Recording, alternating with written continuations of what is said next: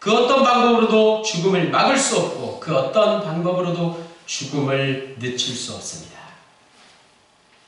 모든 생명체가 다 죽지만 죽음에 대한 의식은 오직 인간에게만 있습니다. 물론 다른 동물들에게도 미미하긴 하지만 죽음을 느낄 수 있다고 하지만 자신의 죽음을 실제로 절실하게 의식하고 체험하는 존재는 우리 인간이 유일합니다. 죽음을 의식하는 동물로서의 인간이 가장 인간답게 살 수 있는 길, 그것은 역설적이지만 죽음의 사실을 올바로 깨닫고 죽음을 인정하는 것입니다. 영원히 살 것처럼 행동하는 것은 대단히 어리석은 일입니다. 바로 내일, 아니 잠시 후이라도 죽을 수 있다는 마음으로 살아갈 때 비로소 인간다워질 수 있습니다. 건강할 때, 젊을 때에 죽음을 생각하지 않고 그저 막연하게 생각하다가 불치병에 걸리거나 늙어서 죽음을 코앞에 놔두고 죽음에 대해서 두려운 마음이 들 수 있지만 우리는 그보다도 먼저 평소에 죽음을 더 절실한 문제로 여기고 살아야 합니다. 왜냐하면 가장 중요한 문제를 가장 멀리 방치해 두는 것은 지혜로운 삶이 아니기 때문입니다. 먼저 인간에게 죽음은 참으로 두려운 일입니다. 그것을 먼저 인정해야 합니다. 간혹 세상에 어떤 잘못된 사상이나 사이비 종교가 죽음을 예찬하는 경우가 있지만 그런 행위는 자기를 속이는 것에 불과합니다. 월남전이 한창일 때 그곳의 고승들은 월남의 민주화를 위해서 분신하는 경우가 종종 있었습니다. 또 일본의 무사들은 자신의 배를 칼로 자해하고 죽음을 맞이하는 일들이 있었습니다. 하지만 모두가 정신적 수양에 따라서 몸이 완전히 불타고 자신의 배에 칼을 대기까지 조금도 흐트러짐 없이 버텨낼 수 있다고 생각만 한 것입니다. 종교적 확신에 따라서 또는 정치적 이유에서 혹은 비관적 사상에 물들어서 죽음을 기꺼이 받아들이는 일이 있지만 그렇다고 해서 죽음이 아름다운 것은 결코 아닙니다.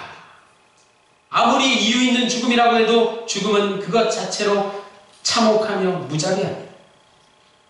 어떤 이유건 간에 자살이 용납되지 않는, 자살이 정당화될 수 없는 것이 가장 좋은 예입니다.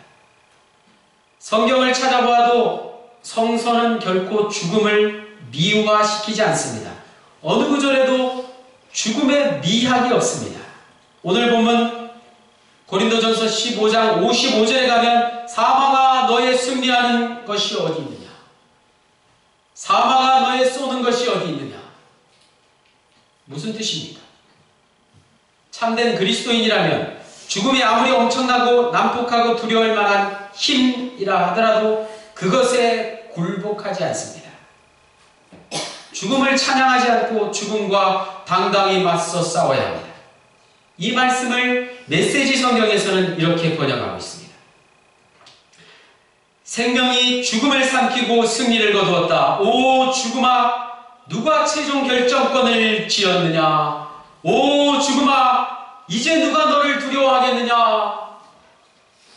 죽음의 힘의 포로가 되어 살아가는 게 아니라 더 큰 힘에 사로잡혀 살아가라고 우리를 강권하고 있습니다. 그것이 곧 부활입니다.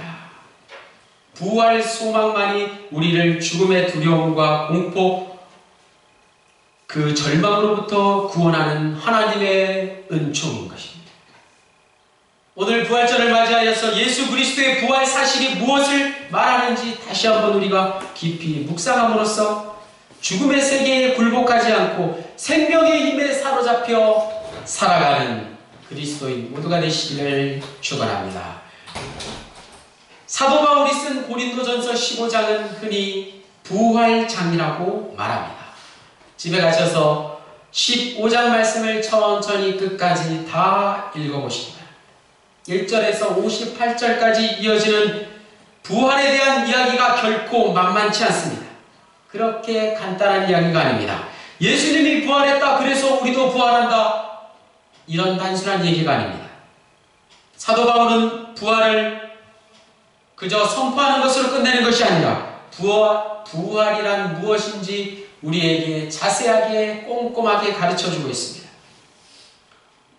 사도 바울이 부활을 논리적으로 설명하고 있는 이유는 부활 사건이 역사적, 사실적으로 설명되는 것을 뛰어넘어서 이해할 수 있어야 하기 때문입니다. 즉, 부활은 신앙의 문제입니다. 이것은 2000년 전에 복음서 기자들에 의해서 전해진 부활 사건, 즉 역사적, 사실적 사건을 뒷받침하는 가장 중요한 증거입니다. 더 나아가서 이 지상의 삶이 끝났을 때 참여하게 되는 생명의 세계에 대한 문제이기 때문에 이 세상의 언어로는 직접적인 설명이 불가능한 것입니다. 부활은 단순히 우리 몸이 다시 산다, 그때가 되면 이 세상의 모든 고생이 끝나고 영원한 생명을 얻는다, 그런 세계에 들어가게 된다는 것으로 충분한 설명이 되지 못합니다. 그래서 사도 바울은 비유적으로 부활을 설명하고 있습니다. 35절 말씀에 죽은 자들이 어떻게 다시 살아나며 어떠한 몸으로 오느냐고 묻는 이들에게 부활을 비유적으로 설명해 주고 있습니다. 첫째, 36절에서 38절까지 씨의 비유를 들어서 부활을 설명하고 있습니다. 부활을 굳이 이 세상적인 사물로 비유한다면 씨와 같다는 것입니다. 씨를 뿌리는 계절이 돌아왔습니다. 여러분 잘 알고 계시듯이 씨는 그 안에 놀라운 세계를 담고 있습니다. 씨 안에 생명을 갖고 있습니다. 하지만 씨 자체로는 아무것도 아닙니다. 씨가 땅에 떨어져 썩게 되었을 때 그 안에서 생명이 솟아나와 큰 나무를 만드는 것입니다. 사도 바울은 우리도 그와 같다고 설명하고 있습니다. 지금 우리의 육체가 바로 씨와 같다는 말씀입니다. 육체가 썩는다고 해서 완전히 없어지는 게 아니라 보다 놀라운 생명을 탄생시킵니다. 부활이 무엇인지, 어떤 모습을 갖는지 씨의 비유를 통해서 우리는 이해할 수 있습니다. 둘째로 39절에서 41절에 이 세상의 모든 사물의 형체가 서로 다르다는 것을 지적하면서 부활을 설명하고 있습니다. 또한 하늘에 속한 형체도 있고 땅에 속한 형체도 있습니다.